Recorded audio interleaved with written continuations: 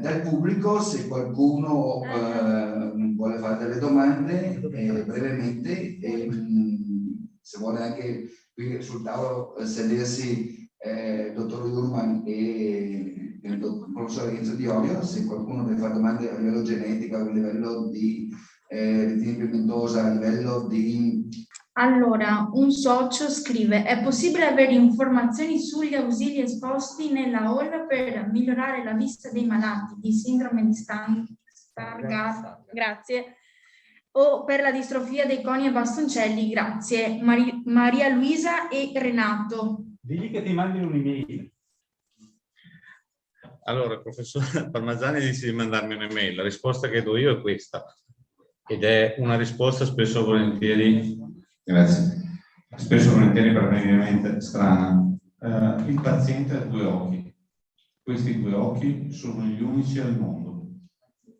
Quindi per trattare una persona, per dare una mano, bisogna vedere e lavorare con quegli occhi. Gli strumenti che ci sono possono aiutare. Non è detto che a tutte le persone possiamo risolvere i problemi. Bisogna capire le sue capacità, bisogna capire i suoi bisogni, bisogna capire anche come fare a dargli una mano. E dargli una mano non è spiegandogli che un videoingranditore può leggere con i propri occhi o usare la sintesi vocale. Bisogna vedere se questo riesce a vedere con i propri occhi come acquisire l'informazione e soprattutto se quell'oggetto può risolvere quello che è il suo problema o quello che è il suo bisogno. Quindi il consiglio che do sempre a tutti è quello di appoggiarsi su un ambulatorio di ipovisione dove ci siano anche gli strumenti, o dove in caso di cercare di appoggiarsi a qualcuno che gli permetta di provarli, di usarli, ma soprattutto prendere le cose che lui ha bisogno e provarle sugli strumenti stessi. Perché se io sono un commerciante o un commerciale, faccio vedere quello che è bello, non quello che ha bisogno la persona. E quindi faccio vedere quello che l'oggetto può fare, ma non è detto che sia quello che lui ha bisogno. Quindi se andate in un laboratorio di ipovisione e dite io ho bisogno di uno strumento, vado col libro che voglio leggere, vado con la rivista che voglio leggere, vado con quell'oggetto che ho da studiare per raggiungere il mio obiettivo. L'obiettivo è quello di avere un po' di autonomia. Spesso e volentieri si risolve il problema anche solo spostando una luce in casa. Si sposta, che ne so, una scrivania, si sposta eventualmente il monitor che uno mi legge, perché se uno me lo leggerà con la luce che mi va frontale o da dietro non riesce a leggere, ma se io lo sposto leggermente ricomincio a essere me stesso. Molte volte utilizzo un semplice risma di carta per portare la visione della persona, o consiglio di non prendere progressivo, utilizzare un occhiale da vicino o uno da lontano, perché il progressivo mi permette solo di avere mal di testa perché utilizzo la mia testa in maniera sbagliata. Quindi la risposta è sì, gli strumenti che ci sono qui fuori sono strumenti, videoingranditori portatili da tavolo, ci sono delle sintesi vocali, ci sono videoingranditori con la sintesi vocale o senza, ci sono anche le semplici lampada, lente o una semplice luce. Quando io faccio vedere una lampada a una persona che viene utilizzata mediamente per l'estetista, la persona dice, ma è per l'estetista? No, ti serve per controllare l'insalata se c'è la lumaca oppure no, se ne hai sbucciato bene la patata oppure no, se hai un qualcosa sotto l'unghia oppure no. E questo serve solo ed esclusivamente su quella persona, perché non tutte magari interessate, ma tutte abbiamo bisogno di usare le mani. Quindi una semplice lampada da estetista, provarla, perché magari dà fastidio alla luce, allora utilizziamo, che ne so, un semplice pezzo di nastro adesivo per nascondere parzialmente la luce e riuscire a continuare a lavorare con i miei occhi e avere su questo. Questo è il mio compito. Questo è il compito che in questi 16 anni che lavoro nel mondo della disabilità visiva e tutti i giorni faccio questo e solo questo, cerco di imparare da voi e grazie alle vostre esperienze girarle alle altre persone che tutti i giorni mi chiedono una mano. Bene, grazie Paolo. Grazie al pubblico, c'è qualche domanda per piacere? Paolo è stato perfetto, volevo dire questo. Ha risposto come un libro stampato. No. Signori, C'è qualche domanda? se dice nome e cognome, per piacere.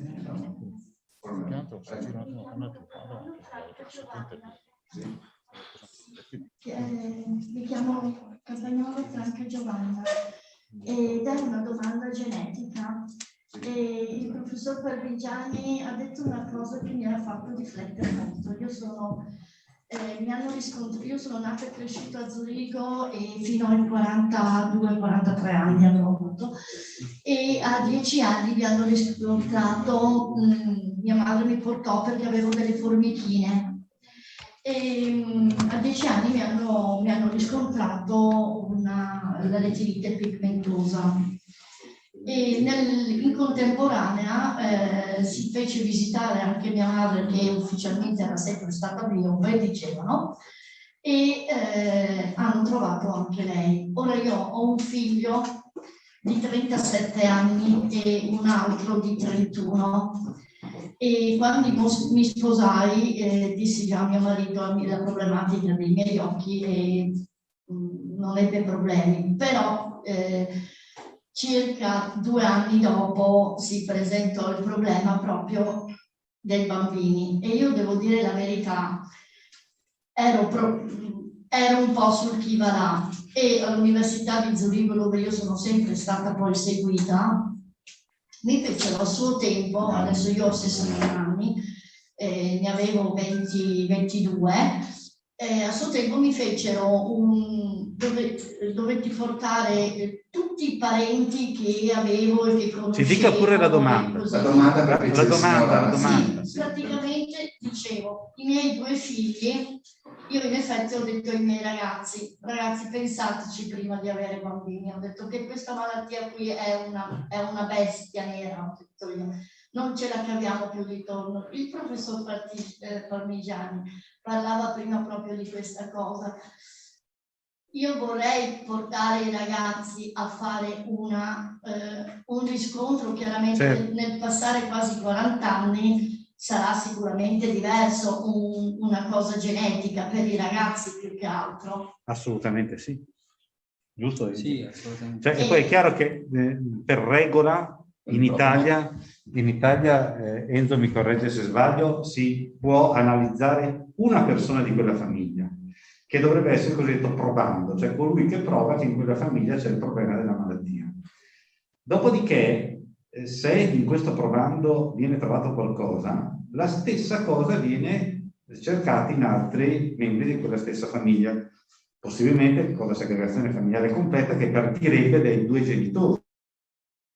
Quindi, se, faccio per dire, il figlio che vuole più di altro, avere un figlio, noi lo consideriamo il probando, è chiaro che poi la segregazione familiare coinvolgerebbe i 2 genitori di questo paziente, ed eventualmente si spera poter poi accedere a questa fecondazione assistita con la diagnosi preimpianto, genetica preimpianto, facendo prevenzione primaria. Le dico, signora, non le nascondo adesso, speriamo che nessuno ci senta.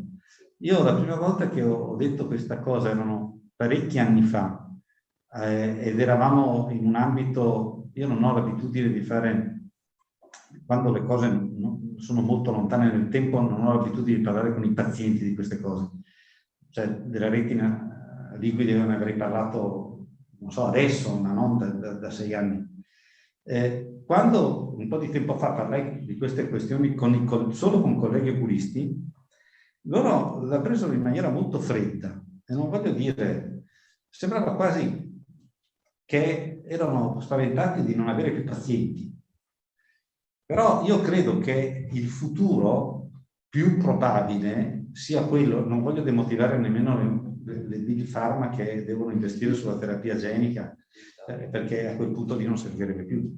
Però il concetto è uno: se io farò in un paziente una terapia genica e quel paziente avrà dei figli, se io ho lavorato bene, quei figli o quei nipoti non avranno più quella malattia. Cioè, la terapia genica si dovrebbe fare in una persona, perché per lo stesso motivo che ho messo sotto la retina il DNA corretto, che insomma non è proprio come togliere, anche se l'onorevole Coini è stato impressionato non è come togliere una cataratta, ma quello è un pochino più complesso.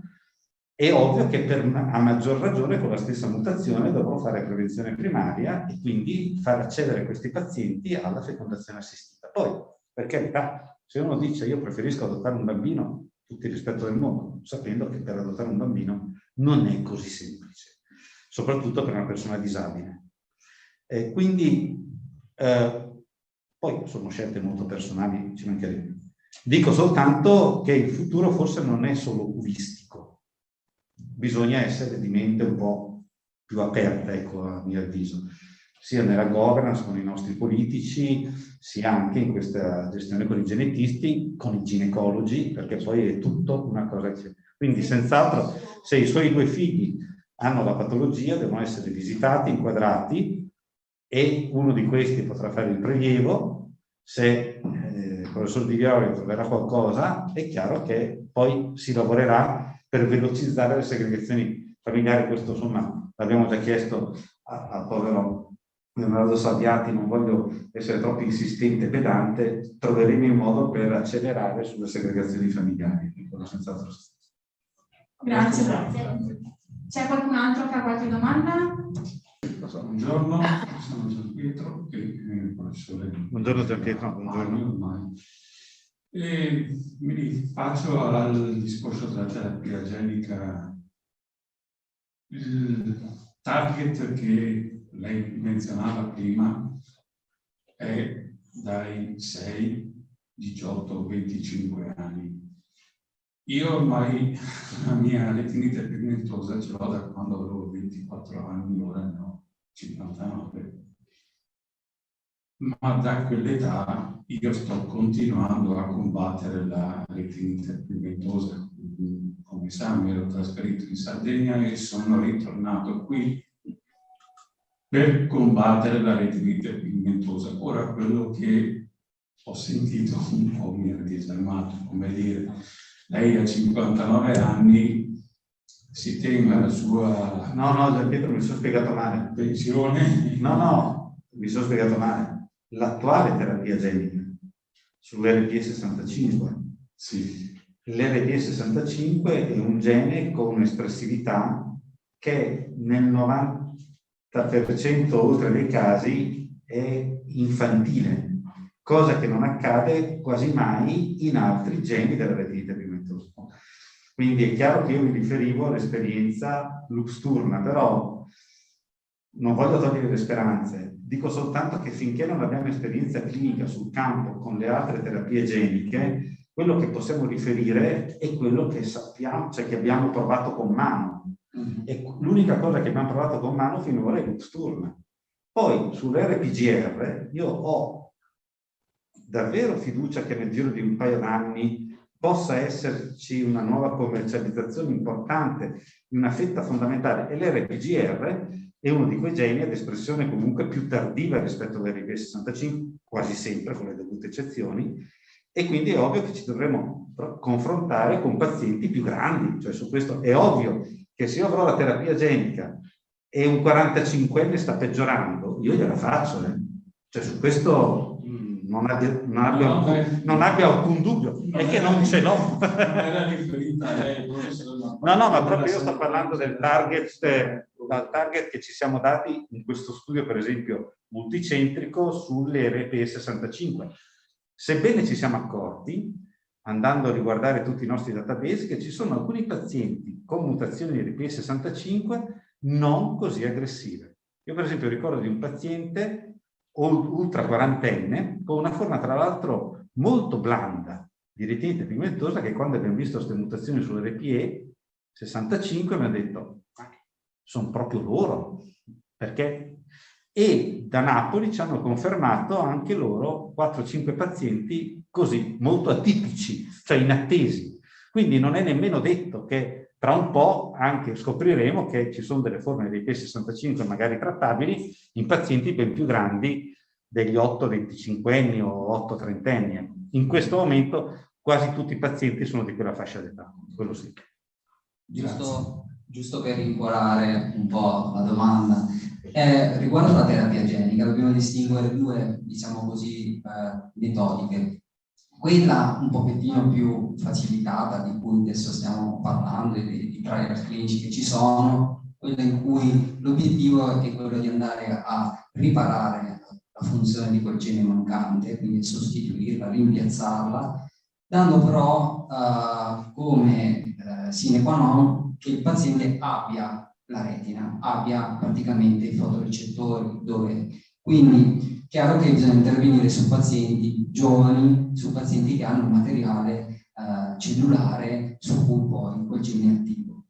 Nei casi in cui, e questo non riguarda solo la retina, ma riguarda un po' tutte le altre malattie genetiche, nel caso in cui il paziente ha perso quel tessuto e quindi io non, pur avendo a disposizione la metodica per poter inserire il gene PDE o quello che è RPGR funzionante, ma dove io lo faccio inserire se il paziente non ha più il suo foglietto retinico, in questo caso il protocollo 2, che è un po' più indietro ovviamente, ma arriverà, perché per altre realtà come la cornea, Pozzini da qui, non so se è andato via, lo sa, per il progetto della sindrome C, e per quella casistica ci sono le cellule staminali. Cioè praticamente bisogna prendere le staminali del paziente, autologhe, che fanno la retina e correggerle in vitro, quindi ripristinare la funzione dei fotorecettori, impiantare, innestare la retina geneticamente corretta. Questi sono filo di ricerca, ce ne sono adesso sempre di più, sono praticamente realtà che arriveranno anche, quindi terapia, cell therapy, terapia cellulare abbinata alla terapia genica. Questo ovviamente è l'unica modalità di azione per tutti quelli che ovviamente non hanno più il materiale residuo cellulare da correggere. Ok? Grazie. Sì. Medicina rigenerativa. Medicina rigenerativa. Bene, altre domande? Ad esempio sulla stimolazione elettrica, cose insomma che stanno facendo serie aperto quest'anno a maggio. Se qualcuno fa domande? No. Nessun altro? Possiamo chiudere? Tutti contenti? Sì, ok, sono contento pure io, siamo in due. Grazie.